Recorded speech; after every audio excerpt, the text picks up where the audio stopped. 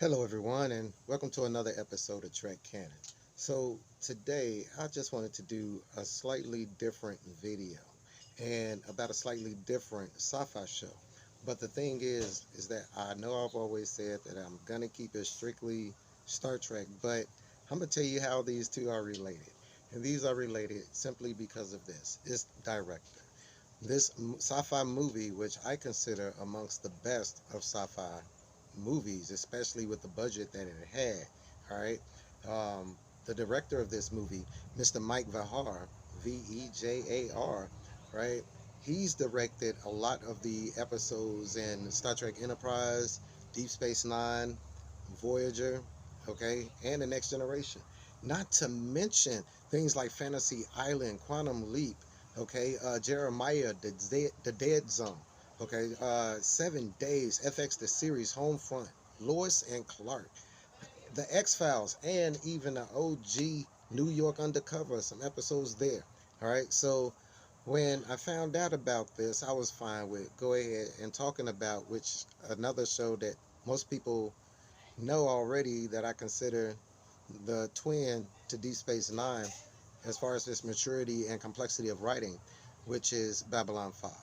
And this particular day, I'm going to be talking about the movie, which is the fourth movie in the series of movies of Babylon 5, A Call to Arms. Look, A Call to Arms was written in, I mean, it was released, I think, January 3rd of 1999 on the network TNT. Back then, TNT had a great lineup, all right? Space Above and Beyond, that also went to the Sci-Fi Channel. I may be wrong with that, but TNT had a good lineup. Now, the thing about this movie is that it bridges the gap in between season 5 of Babylon 5 and the new series that is I guess spinoff called The Crusades. Now, this movie starring Bruce Boxleitner, of course, as Captain Sheridan. All right, you have Jerry Doyle as Garibaldi. You have Peter Woodard, I believe his name was, as of course the ever smooth Galen. All right, you got Tracy Scoggins as Captain Lockley. You have Scott something McDonald as the first officer of the Liberty. All right, and you also have the great and legendary Tony Todd as Captain Anderson. Now, look, this is what's going on. Now, for people who haven't seen this movie, let me go off and say that I'm gonna try to not include spoilers, but it probably will. So, please, if you guys haven't seen this movie, Babylon 5: A Call to Arms, by all means, go and check it out. It can be bought on YouTube Plus. It could be streamed on, I believe they have Babylon 5 now, I think on Netflix now. I could be wrong. But I know that Babylon 5 is streaming and they may have the movies. I do know for a fact, though, that they have it for purchase on YouTube. I have mine in an OG DVD set. Anyway, so um, what's going on in this particular movie is that an older President Sheridan is having these dreams, okay? And these cryptic dreams. And we also find out that there are other people whose storylines converge because of these dreams that they're having. They converge on Deep Space Nine, all right, and in various other places. Basically, it's one of those stories that involves, okay, well, uh, this this this individual right here, this individual right here, this individual right here, all have different pieces to the same puzzle, who all need to come together to start putting their pieces together and get answers to other pieces and get answers to other questions and find out more questions that they need to try to solve and all this kind of stuff to develop this big piece, which is ultimately um, something that all of their skills combined is going to need to defeat, all right, this greater threat. Now, of course, this movie, just with all things Babylon 5, is written by the great J. Michael Straczynski, all right. Now, for people who have followed Babylon 5, you already know the intricacies of which Mr. Straczynski can write. Now, please understand, I'm probably going to start butchering his name through that. Look, MJZ, Straczynski, MJS. We'll just call him MJS. JMS. All right, we just call him JMS. Anyway, we know the intricacies and nuance that he put into his characters, and the acting is top notch from this cast. Of course, when you got the great Tony Todd in the episode taking one of the co-leads and supporting characters directly to Captain President Sheridan, how can you go wrong? All right, so basically, as the show progresses, we find out that, as of course with humanity, they took the strengths of their enemies and start to add them to their fleet. So on the down low, President Sheridan is using old Vorlon technology to form a new type of battleship for the Alliance. Now, he's developing two of these ships using his through the means of his homie Garibaldi, who runs the largest corporation on Mars. He's contracted this out to one of the Martian uh, contractors to build these two ships and to develop and everything like that. Now, upon reaching and go and inspect these ships, President Sheridan is contacted by what we think is Delenn, and it come to find out that it's just a series of images that makes the president forget.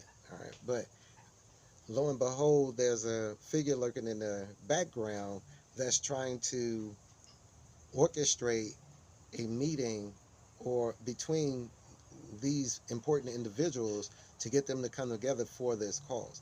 Now, Babylon 5 movies overall, they've had their hits, they've had their misses. But like I've said at the beginning of this video, A Call to Arms has got to be one of the best sci-fi movies in the top 10 of anybody's list. And if you haven't seen it, I highly recommend it. The writing is impeccable. The acting is top notch. Tony Todd brings his game as Captain Anderson, the father and of his daughter, who he's made this promise to always keep her away from the monsters. And the way his first officer, is right there with it, right there at his back. The response of Earth and the tension that they bring up when the stuff really hits the fan. Everything is built up in such a way that it is just an awesome experience of sci-fi writing. Talk about, a lot of people say that, what was it? What's that show? Not The Void, but The Expanse was one of the first sci-fi shows to really show how space maneuverability will work, and I would disagree with that. If you look at how Babylon 5 was with their ships and how they maneuvered and everything like that, is very much to real movement and everything like that, minus the people smashing up against walls and stuff like that. But there are things in Babylon 5 that compensate for that. But as far as the maneuver, how the ships are maneuvering and how the Earth ships fire reverse thrusters when they want to slow down, stuff like that. Babylon 5, especially with the budget that it had, always did a great job, and especially as depicting just how alien and different each of these species were, not only in looks, but in technology and culture and in design, architecture, all that type of stuff. So for anybody familiar with the Babylon 5 world universe, you know how vast and intricate it is. So, um, you know, this movie, I highly recommend it for anybody who has never seen this movie. I really do hope that you guys find it as awesome of a movie as I have, man. The theme music by Evan H. Chin. Like I said, directed by Mr. Mike Vahar, a veteran in the game of sci-fi, drama sci-fi directing. So, it's going to be a top-notch production. Written by J. Michael Straczynski. How can you go wrong?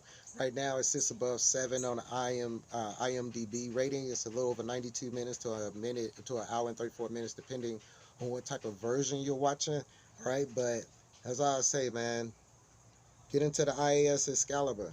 And if you want to continue that, get into the Crusades.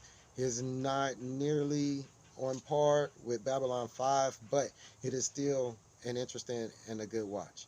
Thank you guys for watching Trek Canon, and this just was a little side note of something that I just wanted to add to people's repertoire of movies. Thank you guys, and as always, peace, recycle, and say the whales. You guys be cool.